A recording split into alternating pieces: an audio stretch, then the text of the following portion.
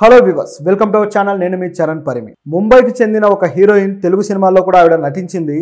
ఆ హీరోయిన్ని వైసీపీ ప్రభుత్వంలో ఉన్నప్పుడు ఒక వైసీపీ బడా నాయకుడు ఆవిడ జీవితంలోకి ప్రవేశించి ఆవిడ పర్సనల్ స్పేస్లో ఆవిడ్ని బాగా ఇబ్బంది పెట్టినట్టుగా, ఒక రకంగా మానసికంగా శారీరకంగా చాలా చిత్రహింసలు పెట్టినట్టుగా ఒక న్యూస్ అయితే వస్తూ ఉందన్నమాట.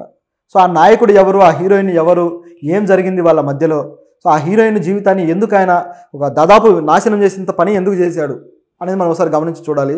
ఎందుకంటే సినిమా హీరోయిన్లు అలాగే పొలిటీషియన్లకు మధ్య ఉండే ఒక విధమైన అంటని తెలిసి తెలియని ఒక బహిరంగ రహస్యం అనొచ్చు, లేకపోతే దీన్ని ఏమని పేరు పెట్టాలో కూడా తెలియదు.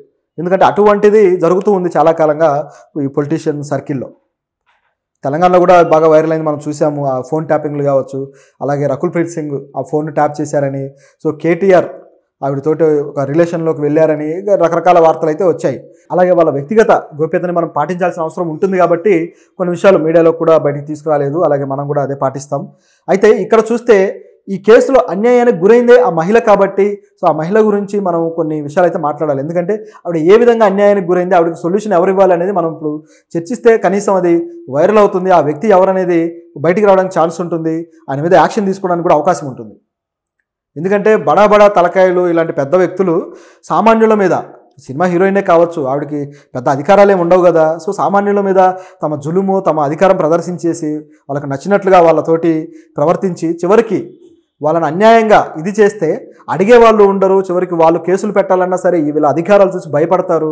సో చివరికి ఏది తేలకుండానే ముగిసిపోతూ ఉంటుందన్నమాట. కొంతమంది కెరీర్లు నాశనం అయిపోయిన వాళ్ళు ఉన్నారు.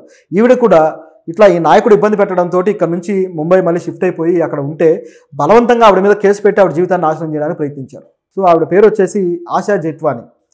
సో ఈవిడ గత కొద్ది కాలంగా తెలుగు సినిమాల్లో అయితే యాక్ట్ చేశారు, కొన్ని మంచి పాత్రలు చేశారు. ఆ తర్వాత ఇప్పుడైతే వెళ్ళిపోయి ముంబైలో ఆవిడ టీవీ సీరియల్స్లో యాక్ట్ చేస్తూ వస్తున్నారు లీడ్గా. సినిమా హీరోయిన్ కావాలని చెప్పేసి కలలుగన్న ప్రతి ఒక్క ముంబై వ్యక్తికి, ఒక లేడీకి కనపడేది ఏంటయ్యా అంటే తెలుగు ఇండస్ట్రీ, అలాగే సౌత్ ఇండస్ట్రీస్.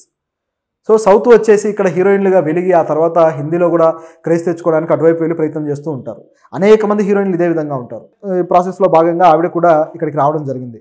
సో వచ్చిన తర్వాత తన హీరోయిన్ అవకాశాలు ఏవో దక్కించుకొని కాస్త ఫేమ్ వచ్చేసరికి ఇమీడియట్గా ఒక వైసీపీ బడా నాయకుడు ఆవిడని పట్టుకున్నారు. ఆయనకు ఆల్రెడీ కాస్త గోకుడు క్యారెక్టర్ అని చెప్పేసి ఆయనకు కొద్దిగా పేరుంది. ఆ నాయకుడు ఆవిడని పట్టుకొని ఆవిడతోటి ఫ్రెండ్షిప్, సో ఈ విధంగా కాస్త వాళ్ళిద్దరి మధ్య అనుబంధం అయితే ఏర్పడింది. అయితే అది ఏ స్థాయికి వెళ్ళింది ఏంటనేది మనం ఇక్కడ మాట్లాడకూడదు. కానీ ఇటువంటి అనుబంధం ఏర్పడిన తర్వాత ఆవిడ ఆయన పర్సనల్గా ఇబ్బంది పెట్టడం మొదలుపెట్టాడు. ఫ్రెండ్షిప్ అనేది ఒక స్థాయి వరకు ఉంటే ఓకే, దాన్ని దాటి అవతల వ్యక్తులు ఇంకేమైనా ఆశిస్తే ఖచ్చితంగా అది ఇబ్బందికరమైందే కదా. సో ఆ విధంగా ఆవిడని ఇబ్బంది పెడుతూ ఉంటే ఆవిడ కాస్త బాధపడ్డారు. చివరికి ఆయన ఏం చేశాడంటే ఆవిడ్ని ఈ విధంగా లాభం లేదు, ఏదో ఒకటి చేయాల్సిందే అని చెప్పేసి ఆయన డిసైడ్ అయినట్టుంది. సో ఈయన వల్ల నాకు ఇబ్బంది ఎదురవుతుందని ఆవిడ తెలుగు సినిమాలు కూడా వదిలేసుకొని ముంబై వెళ్ళిపోయారనమాట. ఇంకా అక్కడే ఉంటూ అక్కడ టీవీ సీరియల్స్ చేసుకుంటున్నారు. కానీ ఈ నాయకుడు మాత్రం ఆవిడని వదలలేదు. ఒక ఐపీఎస్ ఆఫీసర్ సాయంతో ఆవిడ మీద కేసు బుక్ చేసి కృష్ణా జిల్లాలోని ఆ మువ్వా మండలంలో స్టేషన్లో కేసు బుక్ చేశారు. ఒక సిఐ ఇది ఆధ్వర్యంలో ఇది బుక్ చేశారు. అంటే ఆ సిఐకి కూడా దీంట్లో పాత్ర ఉంది, అలాగే ఎస్పీకి పాత్ర ఉంది అనేది ఇక్కడ క్లియర్. సో బుక్ చేసిన తర్వాత అయితే ఏం కేసు బుక్ చేశారు, ఇది కూడా ప్రశ్న వస్తుంది కదా. ఏం చేశారంటే ఒక నాయకుడిని, వైసీపీ నాయకుడిని ఉపయోగించుకొని ఈ కేసు బుక్ చేశారు. ఆ ప్రాంతంలో వైసీపీ నాయకుడిగా బాగా పేరున్న కుక్కల నాగేశ్వరరావు. సో ఈయన కొడుకు కుక్కల విద్యాసాగర్. సో ఈయన ఆవిడ నన్ను చీట్ చేసింది, ఆవిడ నన్ను మోసం చేసింది అని చెప్పేసి ఆ స్టేషన్లో కేసు పెట్టాడు. ఎక్కడో ముంబై నుంచి వచ్చి తెలుగు సినిమాల్లో నటిస్తున్న ఒక అమ్మాయి ఈ వ్యక్తిని ఏ విధంగా మోసం చేసింది, ఒక రాజకీయ నాయకుడు కొడుకుని, ఏమన్నా సింక్ ఉందా దీంట్లో? ఏమాత్రం సింక్ కనపడదు. కేవలం వీళ్ళ అధికారులుగా కాస్త ఎదగడం కోసం వీళ్ళు వాళ్ళకి సహకరించడం, అదేవిధంగా ఈ కేసు ఆవిని ఎలా ఇబ్బంది పెట్టాలని చెప్పి ఒక అవకాశం తీసుకొని కేసు పెట్టడం, ఇవన్నీ కూడా క్లియర్గా కనిపిస్తున్నాయి. సో అట్లా కేసు పెట్టడంతో టాస్క్ ఫోర్స్ పోలీసులు ఆవిడ గాలింపు చర్యలు చేపట్టి ఆవిడ మీద చివరికి ముంబై వెళ్ళి అక్కడ నుంచి ఆవిడని అరెస్ట్ చేసి తీసుకొచ్చారు. ఇంతకంటే అన్యాయం ఉంటుందా?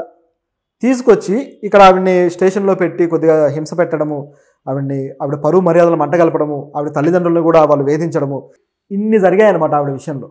సో ఆవిడ చాలా కలత చెందిపోయి అసలు ఒక విధమైన విధారకమైన సిచ్యువేషన్లోకి ఆవిడ వెళ్ళిపోయారు. ఇదంతా కూడా 2024లోనే వైసీపీ గవర్నమెంట్లో ఉన్న టైంలోనే జరిగింది.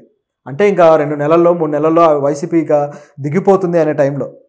అంటే ప్రభుత్వం అధికారంలో ఉన్నన్ని రోజులు వాళ్ళు ఎలాంటి పరిస్థితులు తీసుకొచ్చారు, ఎలాంటి పనులు చేశారు కొంతమంది నాయకులు అనే దానికి ఇది ఒక ఎగ్జాంపుల్. అంటే పార్టీ మొత్తాన్ని అనాల్సిన పని లేదు, ఇందులో మంచి చేసిన వాళ్ళు కూడా ఉన్నారు ఆ పార్టీ నుంచి, ప్రజల కోసం కాస్త ఆలోచించిన వాళ్ళు కూడా ఉన్నారు. అయితే జగనన్న బటన్ చేతిలో పెట్టుకొని వాళ్ళని ఎవరిని పనిచేయనీయలేదు, అది వేరే విషయం. కానీ ఈ విషయంలో మాత్రం వీళ్ళు కొంతమంది నాయకులు చాలా యాక్టివ్గా ఉండి గబ్బు పట్టించిన వాళ్ళు ఉన్నారు. మొన్నే చూసాం అనంతబాబు, ఆయన న్యూడ్ షో ఎంత ఘనంగా ఉందో. అలాగే గతంలో గోరంట మాధవ్ కావచ్చు, అదేవిధంగా కొంతమంది బయటికి రావడాలు కావచ్చు, దువ్వాడవి కావచ్చు, ఇవన్నీ ఒక్కొక్కటి మనం చూస్తూనే ఉన్నాం. సో అందులో భాగంగా ఇది కూడా ఒకటి. అయితే ఆ నాయకుడి పేరేంటనేది ఇప్పుడైతే బయట పెట్టలేము. సో త్వరలో అది కూడా బయటకు వచ్చి అది కాస్త ఇదయ్యే అవకాశం అయితే లేకపోలేదు. మహిళల పట్ల వీళ్ళకున్న చిన్న చూపు, సమాజంలో మహిళల పాత్ర మీద వీళ్ళకున్న అక్కసు కావచ్చు, లేకపోతే వాళ్ళ మీద ఉండే ఒక చులకన భావాలు అనేవి ఈ ఎగ్జాంపుల్ అనమాట.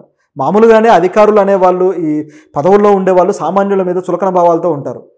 ఎలక్షన్లప్పుడు మాత్రం వచ్చి దండాలు దశకాలు పెడతారు, కానీ ఆ తర్వాత మాత్రం కనీసం వాళ్ళకు మొహం చూపించరు. వాళ్ళు కుర్చీలో కూర్చుంటారు కానీ వీళ్ళని మాత్రం నిలబెట్టి మాట్లాడతారు. అర్జీలు ఇవ్వడానికి వచ్చినప్పుడు వాళ్ళ కుర్చీలు కూడా ఉండవు కొన్ని సందర్భాల్లో. వాడేమన్నా దొంగ, తప్పుడు వెధవ, ఎందుకు నిలబడాలి, దర్జాగా వచ్చి ఆఫీసులో కుర్చీలో కూర్చోవచ్చు కదా. అటువంటి అవకాశం కూడా మన నాయకులు ఇవ్వరు, మంత్రులు నాయకులు. అంటే అధికార జులుంని, పెత్తందారి స్వభావాన్ని ఇంకా పూర్వకాలం నుంచి అదే కొనసాగిస్తూ వస్తున్నారు. ఈ హైరార్కీ సిస్టమ్ ఏదైతే ఉందో అది భ్రష్టు పట్టడానికి, అలాగే దీంట్లో సామాన్యుడికి సమానత్వపు న్యాయం అందకపోవడానికి గల కారణం ఏంటయ్యా అంటే ఈ హైరార్కీ సిస్టంలో వీళ్ళకు ఉండే పెత్తందారి స్వభావం. దానివల్ల ఈ విధంగా చేస్తూ ఉంటారనమాట. సో సామాన్యుల మీద తమ మాట వినకపోతే వాళ్ళ మీద ఎలా యాక్షన్ తీసుకోవాలి, ప్రభుత్వాన్ని ఎలా వాడుకోవాలి అని చెప్పేసి ఇలాంటి పనులు చేశారు. చివరికి ఈయనకు సహకరించిన ఆ ఎస్పీ కూడా ఇప్పుడు ఆయనకు పోస్టింగ్ లేక అలా మిగిలిపోయి ఉన్నాడు. మనం ఆల్రెడీ గతంలో మాట్లాడుకున్నాం. గత ప్రభుత్వానికి తొత్తులుగా పనిచేసిన ఐపీఎస్లు దాదాపు 16 మంది ఐపీఎస్లకి వాళ్ళకి పోస్టింగ్లు ఇవ్వకుండా అనేక శాఖల కమిషనర్లుగా చేశారు, ఎస్పీలుగా ఉన్నారు. సో వాళ్ళకి ఎక్కడా కూడా పోస్టింగ్ ఇవ్వకుండా వాళ్ళకి పనిష్మెంట్ లాగా రోజు డీసీపీ ఆఫీస్కి వచ్చి నమస్తే పెట్టి సంతకం పెట్టి వెళ్ళిపోవాలి. అలాంటి పనిష్మెంట్ చంద్రబాబు గారు పెట్టారు.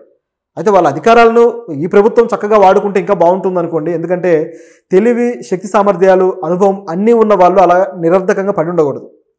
వాళ్ళని ఖచ్చితంగా ఉపయోగించుకోవాలి. వాళ్ళు గత ప్రభుత్వంలో వాళ్ళ లాభం కోసం ఆ ప్రభుత్వానికి పనిచేసి ఉండొచ్చు, ఇప్పుడు కూడా ఈ ప్రభుత్వానికి పనిచేసే అవకాశం కూడా ఉంటుంది. ఎందుకంటే వాళ్ళు పార్టీ ప్రభావం ప్రకారం ఉండరు, కేవలం వాళ్ళ ఉద్యోగం సేఫ్గా ఉండాలి, అలాగే పైనుంచి దొబ్బులు పడకూడదు కాబట్టి వాళ్ళు ఈ విధంగా ప్రవర్తిస్తుంటారు.